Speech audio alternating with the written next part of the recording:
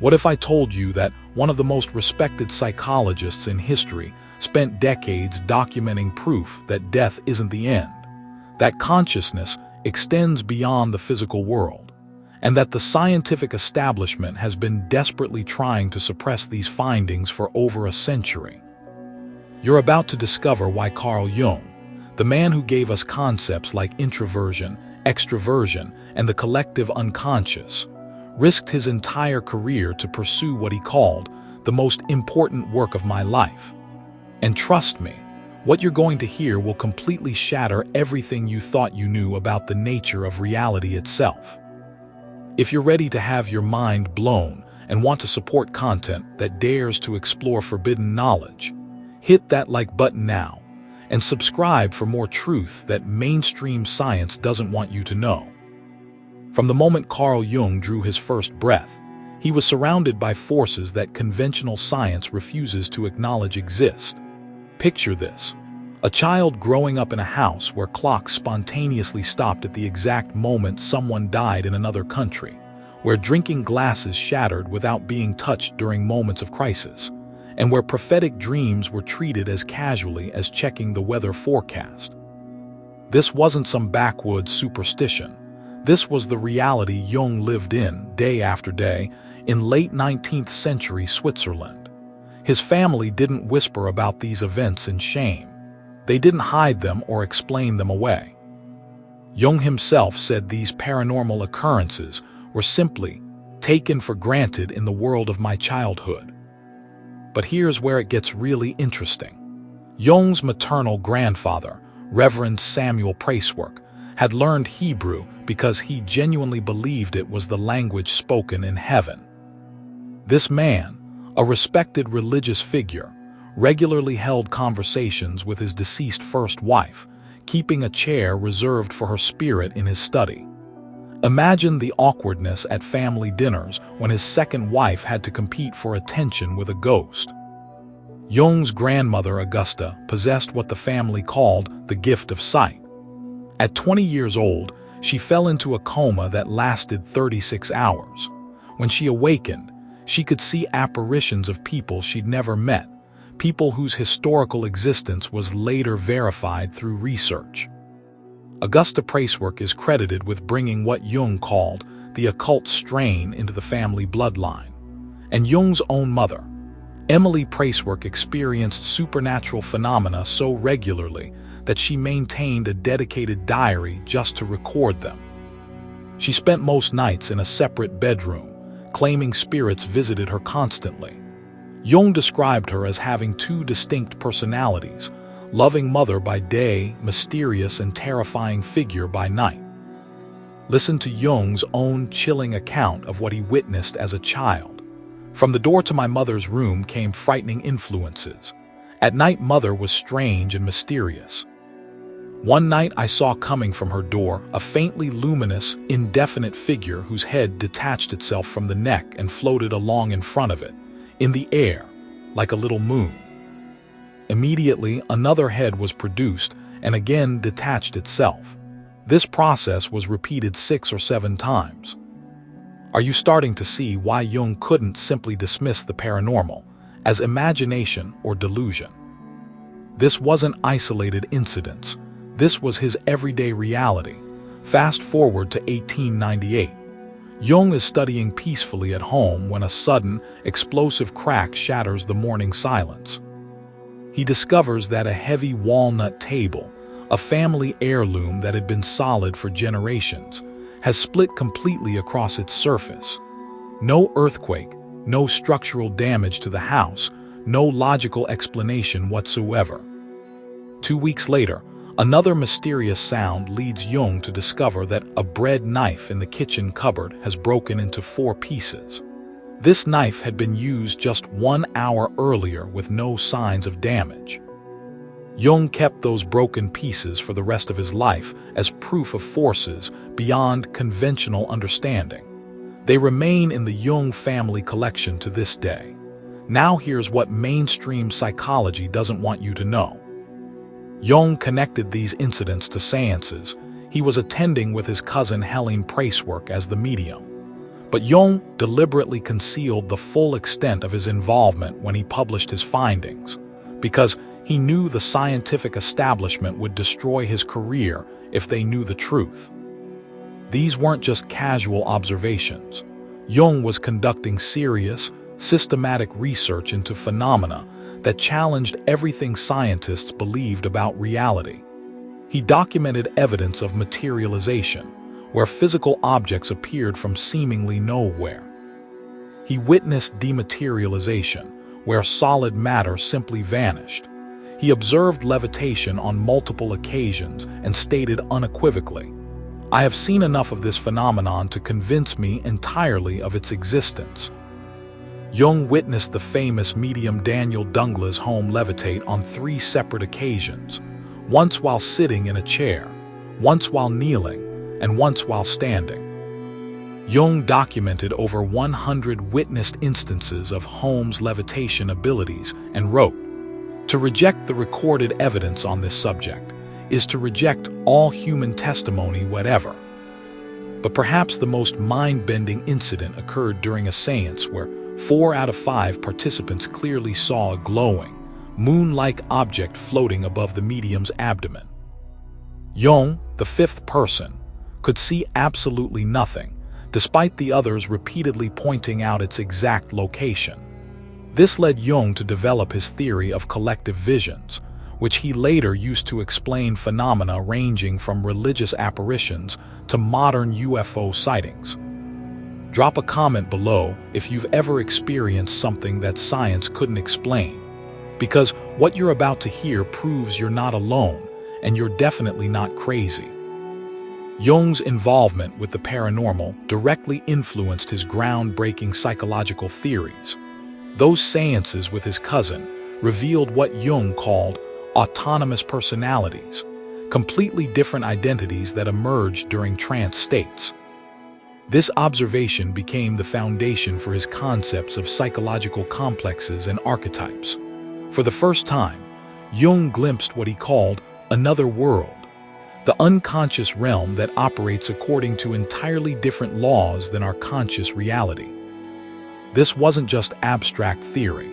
This was empirical observation of consciousness existing independently of physical brain activity. When Jung became associated with Sigmund Freud, he discovered that even the father of psychoanalysis struggled with these forbidden topics. Freud initially rejected paranormal research, calling it the black tide of mud of occultism. Yet privately, Freud admitted, "In matters of occultism, I have grown humble. My hubris has been shattered." The tension between Jung and Freud reached a breaking point during a heated discussion about psychokinesis in 1909. As they argued, Jung experienced a strange sensation, as if his diaphragm had turned to red-hot iron. Suddenly, an explosive crack erupted from Freud's bookcase. Jung announced this as an example of catalytic exteriorization phenomenon, mind affecting matter directly. Freud dismissed it as sheer bosh. Jung calmly predicted there would be a sequel. Moments later, another loud crack came from the same direction. Freud could only stare in shocked silence as his materialist worldview crumbled before his eyes. This fundamental disagreement about the nature of reality contributed to the famous split between Jung and Freud, a split that would reshape psychology forever. During his period of confrontation with the unconscious, Jung began experiencing visionary states that provided direct communication with what he called inner figures. The most significant was Philemon, described as having an Egypto-Hellenistic atmosphere and a Gnostic appearance. Philemon taught Jung that there are aspects of the psyche that we don't create. They create themselves and possess independent existence. Jung's first encounter with synchronicity, meaningful coincidence that defies statistical probability, involved Philemon directly. After dreaming of this figure with kingfisher wings, Jung painted the image to better understand it. While working on the painting, he discovered a dead kingfisher in his garden, the first and only time he ever found such a bird on his property. The odds of this coincidence, astronomically small, This led Jung to develop his theory of synchronicity, in collaboration with Nobel Prize-winning physicist Wolfgang Pauli. Together, they explored how quantum mechanics reveals acausal connections that mirror Jung's observations of paranormal phenomena.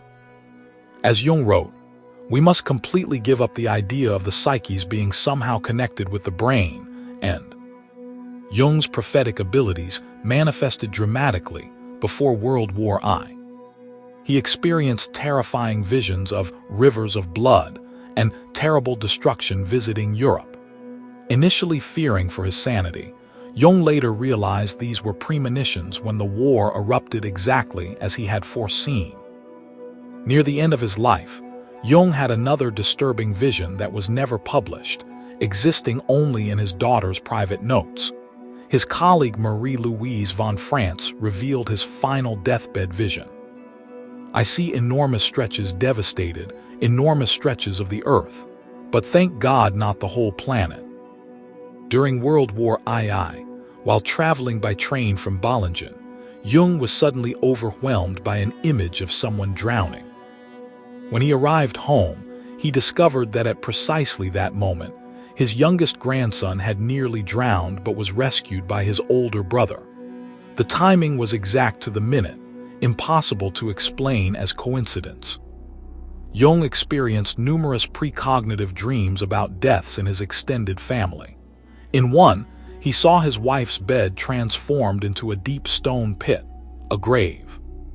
He heard her final breath and watched a figure in white with black symbols float upward. Jung awakened at 3 a.m. and checked on his wife, who was sleeping peacefully. At 7 a.m., news arrived that her cousin had died at exactly 3 a.m. Share this video with someone who needs to know that consciousness is far more mysterious than mainstream science admits, because what comes next will challenge everything you believe about life after death. One of Jung's most extraordinary experiences occurred in Ravenna, Italy, where he witnessed elaborate mosaics that, according to historical records, never existed. Jung and his companions spent 20 minutes examining incredibly detailed artwork, particularly a mosaic of Christ reaching toward a drowning Peter. Both visitors retained perfect visual memory of these images. When Jung later attempted to purchase photographs of these mosaics, none could be found. His travel companion initially refused to believe that what they had seen with their own eyes had not actually existed. Jung verified that both witnesses had observed identical details of artwork that had no physical reality, suggesting the possibility of shared visionary experiences. In 1944, Jung had a near-death experience that provided him with direct insight into what he called behind the veil. This experience fundamentally altered his understanding of consciousness survival after bodily death, and influenced his later theories about the continuity of awareness beyond physical existence. Following the deaths of his wife Emma and his close associate Tony Wolff, Jung experienced regular dream communications that suggested different post-mortem states for each. Tony appeared as a vital farmer in Italy, tanned by sun and connected to Earth, suggesting, in Jung's interpretation, unfinished terrestrial development. Emma appeared to be continuing advanced spiritual studies of the Holy Grail, seemingly progressing in dimensions Jung couldn't yet reach. These experiences led Jung to seriously consider reincarnation theory, not as religious doctrine, but as empirical observation of consciousness patterns that suggested incomplete development requiring additional embodiment cycles. In 1916, Jung experienced one of his most dramatic supernatural encounters. His house became filled with what he described as a crowd of spirits packed deep right up to the door. The atmosphere became so thick it was difficult to breathe. Jung heard voices crying, "We have come back from Jerusalem where we found not what we sought." This ghostly assemblage inspired Jung to write the Septem Sermons ad Mortuos, 7 sermons to the dead, under the pseudonym Basilides. As soon as Jung began writing, the entire spectral gathering vanished, and the oppressive atmosphere cleared completely. Jung stated that this communication with deceased entities formed the foundation for everything he would later teach the world. The conversations with the dead contained the seeds of his most important ideas: the nature of the unconscious, individuation, archetypes, the problem of opposites, and the self. What astonished Jung was discovering that the dead possessed no more knowledge after death than they had while living. Traditional beliefs suggest that death brings enlightenment, but Jung's communications revealed that deceased consciousness depends on the living for continued development. As Jung wrote, "Through our terrestrial development, we are in fact aiding the post-mortem development of the dead." Jung experienced a profound dream where distinguished spirits from earlier centuries addressed him in Latin. When awakened, Jung felt such intense shame about his inability to answer their questions that he abandoned a vacation and returned immediately to work on his book Psychology of the Unconscious. Years later, Jung realized these ancestral spirits were asking questions that his future research would answer, questions that previous generations couldn't solve during their earthly lifetimes. Let me know in the comments if you're starting to understand why mainstream science desperately wants to suppress this information. Because what's coming next proves that the boundaries between life and death are nowhere near as solid as we've been told. In 1920, while lecturing in England, Jung stayed in a cottage that he soon discovered was genuinely haunted. Each night brought increasingly intense phenomena: suffocating air, unpleasant odors, the sound of dripping water where none existed, objects brushing against walls, mysterious knocking, and the sensation of a panicked dog-sized animal rushing around the room. On one particularly intense night, Jung opened his eyes to find the head of an old woman on his pillow, her right eye glaring at him, the left side of her face missing below the eye. The sight was so shocking that Jung leaped from bed, lit a candle, and spent the remainder of the night in a chair.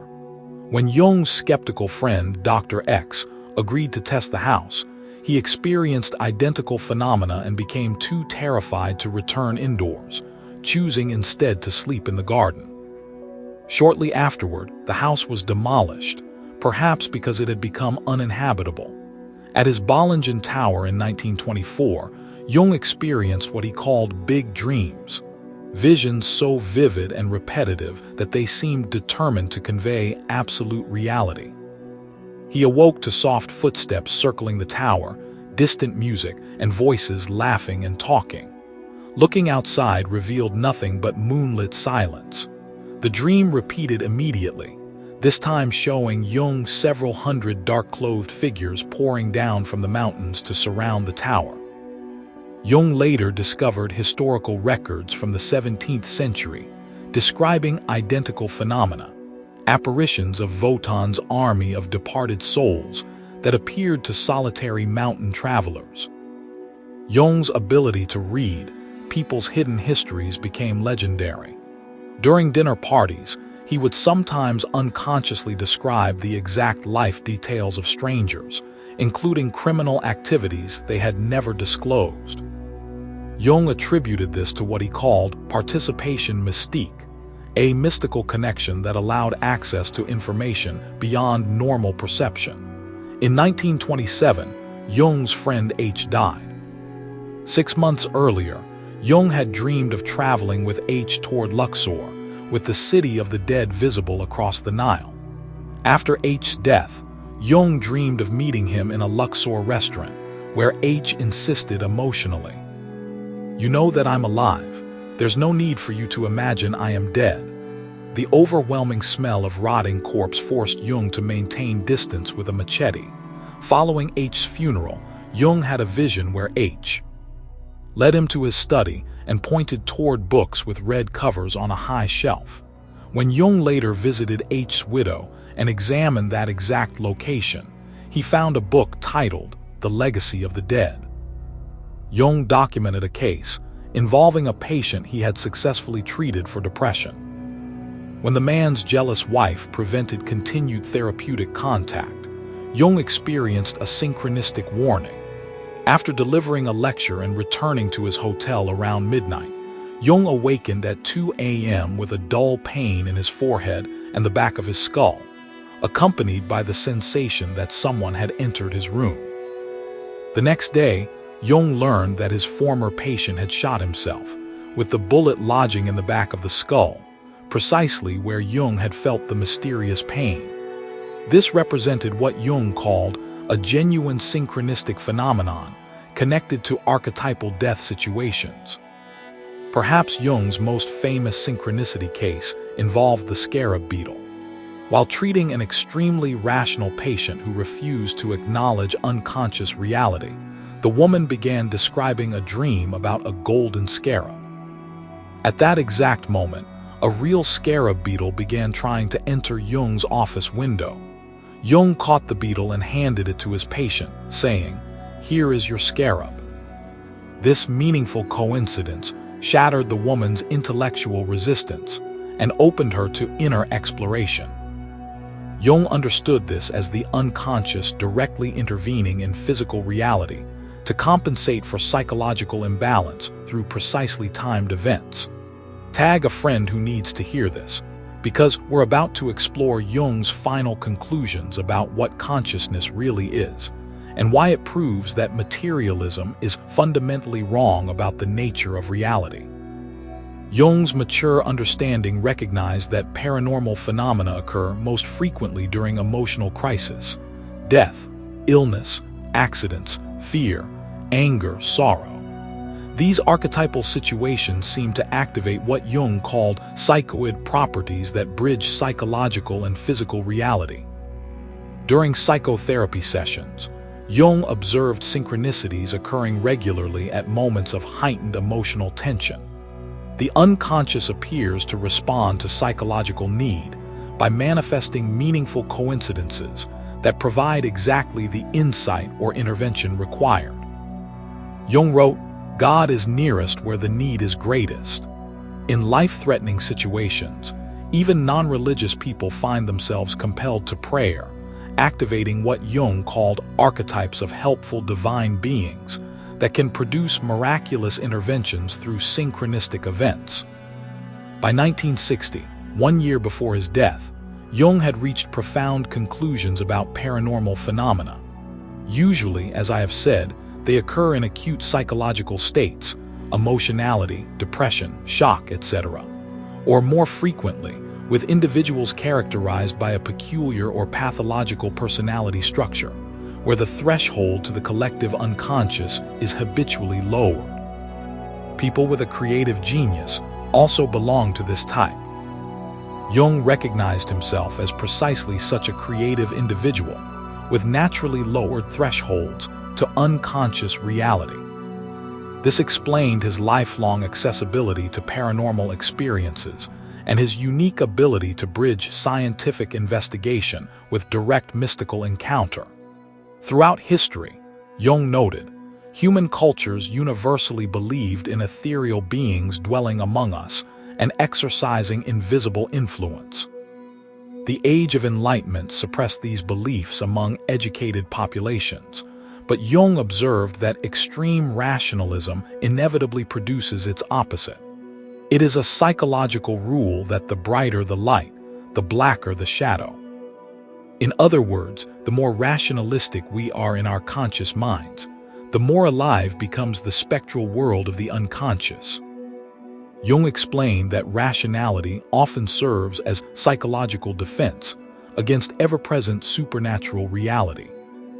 The more desperately we cling to materialism, the more powerfully the paranormal manifests to restore balance. Primitive cultures, Jung noted, recognize two primary causes of illness: loss of soul, psychological fragmentation, and possession by spirits, archetypal invasion. These correspond exactly to Jung's understanding of personal unconscious complexes versus collective unconscious archetypes. Jung studied extensive spiritualistic literature and concluded that spiritualism as a collective phenomenon pursues identical goals as analytical psychology, making unconscious content conscious. Spirit communications consistently aim to increase awareness among the living, whether directly or through deceased intermediaries. Early in his career, Jung focused on psychological questions. Who sees a ghost? Under what psychic conditions? What does a ghost symbolize? He initially described spirits as exteriorized effects of unconscious complexes and stated, "I see no proof whatever of the existence of real spirits." However, after 50 years of collecting experiences from around the world, Jung's position evolved dramatically. "I no longer feel as certain as I did in 1919. To put it bluntly, I doubt whether an exclusively psychological approach can do justice to the phenomena in question." Jung's collaboration with nuclear physicists led him to postulate connections between paranormal phenomena and space-time physics. This opens up the whole question of the transpsychic reality, immediately underlying the psyche. Jung distinguished between ghosts and spirits.